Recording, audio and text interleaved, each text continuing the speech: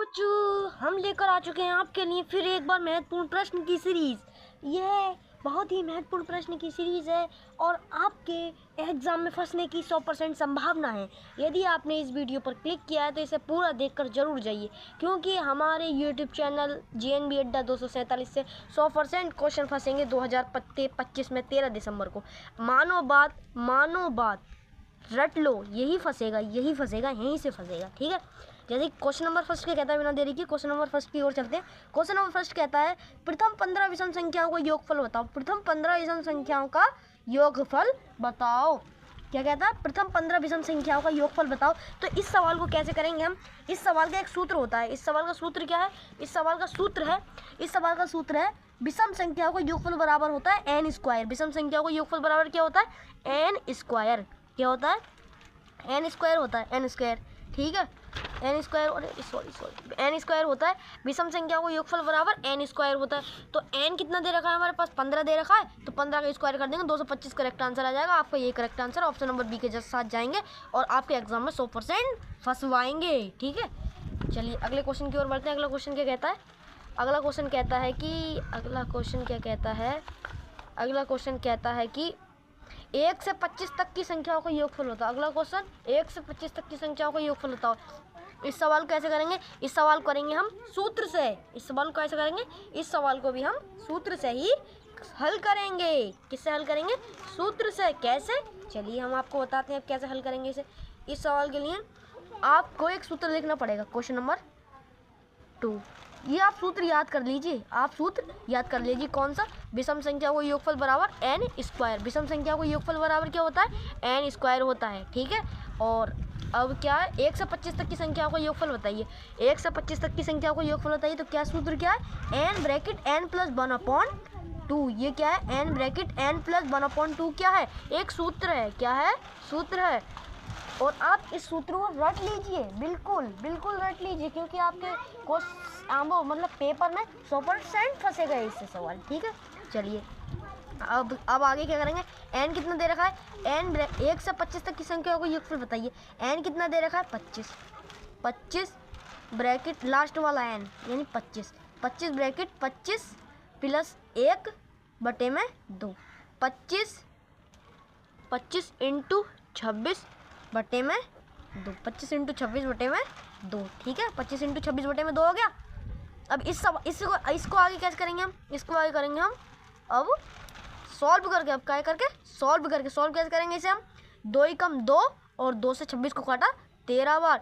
जब 13 की 25 से गुणा होगी तो क्या आएगा? 13 की 25 से गुणा होगी तो जहाँ तक 325 आएगा। अभी एक बार करके दिखाते हैं हम तुम्हें।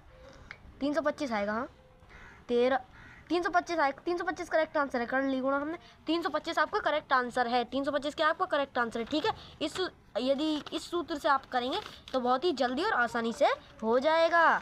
चलिए क्वेश्चन नंबर 3 क्या कहता है? क्वेश्चन नंबर 3 कहता है कि ये वाला क्वेश्चन नंबर 3 कहता है कि क्वेश्चन नंबर 3 क्या कहता है कि 6 के प्रथम 5 गुणजों का योग। 6 के प्रथम 5 गुणजों का योग। ये कैसे? इस सवाल कैसे करेंगे? 6 के प्रथम 5 गुणज यानी 6 के 5 गुणज यानी 6 की 5 बार पहाड़े पड़ने पर कितने गुणज? तो 6 कम 6, 6 दूनी 12, 6 3 18, 6 चौक 24, 6 पंजे 30। ये कितनी हो गई? 5 बार गुणा हो गई। इनको जोड़ लो, करेक्ट आंसर मिल जाएगा। करेक्ट आंसर 6 और 12 कितने हो गया? 18 36 और 24 होता है हमारा 60 और 30 होता है 90। Correct answer 90। Correct answer 90 correct answer. ठीक है, चलिए अब अगले प्रश्न की ओर। क्वेश्चन नंबर 4 क्या कहता है? क्वेश्चन नंबर 4 भी ऐसे ही होगा। लपेट दो, फंसेगा यहीं से फंसेगा। क्या फंसेगा? यहीं से फंसेगा। क्वेश्चन नंबर 4 क्या है? प्रत्येक विषम संख्या का गुणनखंड क्या होता है? प्रत्येक विषम संख्या का गुणनखंड होता है 1। आप ये बात अपने दिमाग में उतार लीजिए कि प्रत्येक विषम संख्या का गुणनखंड कितना होता है? गुणनखंड 1 होता है। ठीक है, आप अपने दिमाग में इस बात को उतार लीजिए। क्वेश्चन नंबर 4 का आंसर 1। ठीक है, क्वेश्चन नंबर 5 कैसे हल होगा? 6 14 18 और 26 का मासा बताओ। क्या पूछ रहा है? मासा। क्या पूछ रहा है? मासा। मासा कैसी संख्या होती है? मासा एक कॉमन संख्या होती है इन सब में, 6 में, 14 में, 18 में, 26 में। ऑप्शन में से कौन सा कॉमन लग रहा है? 17 इन तीनों में कॉमन है, नहीं है, खत्म। 11 इन तीनों में कॉमन है, नहीं है, खत्म। 2 इन तीनों में कॉमन है, 2 6 से भी कट रहा है, 14 से भी कट रहा है, 18 से भी, 26 से भी। हाँ ये कॉमन है। Correct answer option number 2। कितना आएगा? 2 आंसर करेक्ट। ठीक है। क्वेश्चन नंबर 3 क्या कहता है?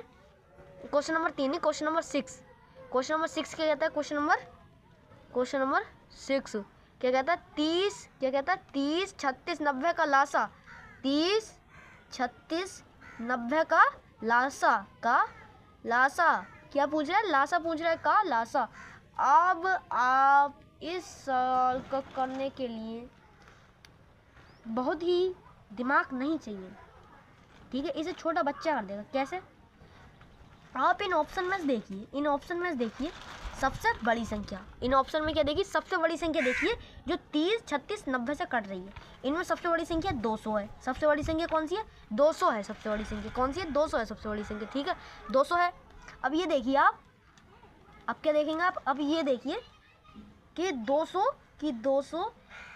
इन तीनों से कट रहा है, 200 इन तीनों से नहीं कट रहा है, तो ये नहीं है, ये इनका मासा नहीं है। 200 इन तीनों से कट नहीं रहा है तो इनका मासा कैसे होगा? लासा कैसे होगा? इनका लासा कैसे होगा जब कट ही नहीं रहा है तो? ठीक है, इनका लासा कैसे होगा?